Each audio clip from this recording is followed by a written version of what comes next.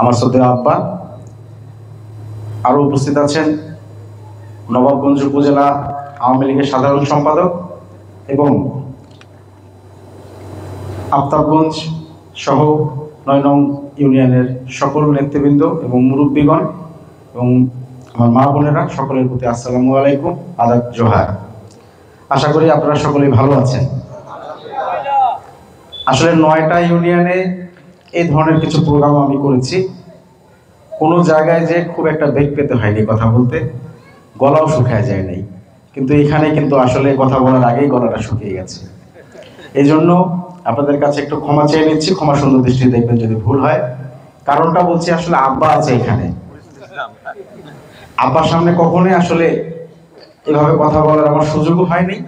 আর আব্বাকে বসায় রেখে আপনাদেরকে কিছু বলবো, আসলে এই সাহসটাও হচ্ছে না। যাই হোক, আপনারা ক্ষমা সুন্দর দৃষ্টিতে দেখবেন। এখানে আসলে আমার বলার কিছু নেই, আমার যেটা করার আছে, দাবি করার আছে।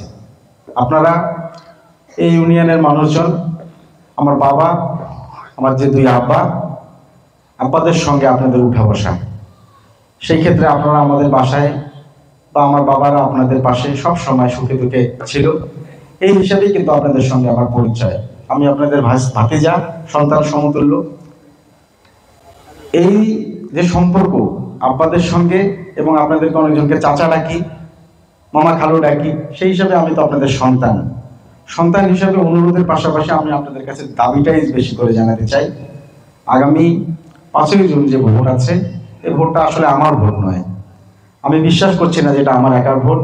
এই ভোটটা আমাদের ইউনিয়ন তথা আমাদের যারা মুরব্বী আছেন, আপনাদের সন্তান, আমি 90, আপনাদের সকলের ভোট। এই ভোটটা আপনারা কিভাবে পার করবেন, এটা আপনাদেরকে, আব্বা আছে, আব্বার নির্দেশনা দিবেন, সেই মোতাবেকে পার করতে হবে।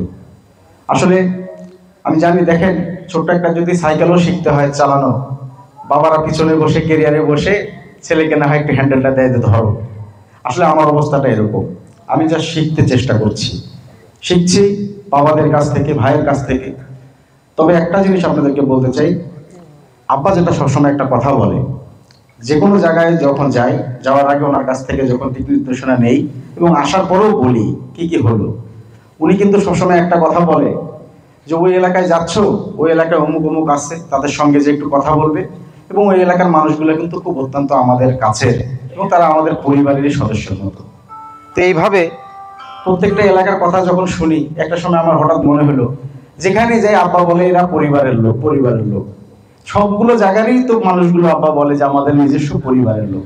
তখন একটা জিনিস বোঝা শিখলাম যে আসলে আব্বারা যেভাবে আপনাদের কাছাকাছি সব সময় ওনারা গেছে, তাতে কিন্তু আসলে আব্বারা আপনাদেরকে মনে করে যে আমরা সকল এই নবাবগঞ্জ উপজেলা একটা বিশাল পরিবারের মানুষ হয়ে গেছি, একক একটা পরিবার হয়ে গেছি।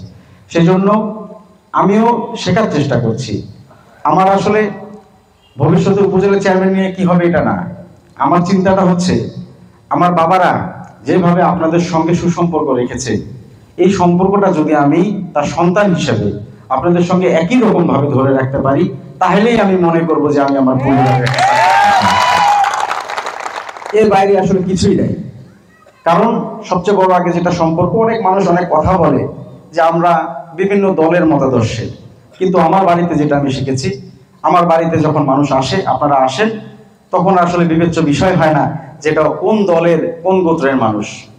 আমার বাসায় যখন মানুষ আসে, আমি আমার বাবাদেরকে দেখেছি, ভাইকে দেখেছি যে আমাদের এলাকার মানুষ কোনো সমস্যা নিয়ে এসেছে, সেই সমস্যা সমাধান করে দিতে হবে যদি সম্ভব হয়।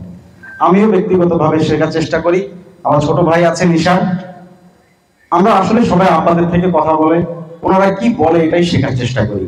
এবং পরিশেষে যেটা জানতে পারি যে আসলে আব্বারা সারা জীবন যে চেষ্টাটুকু করেছে, আপনাদের মনে একটু হলেও স্থান করে নিতে পেরেছে।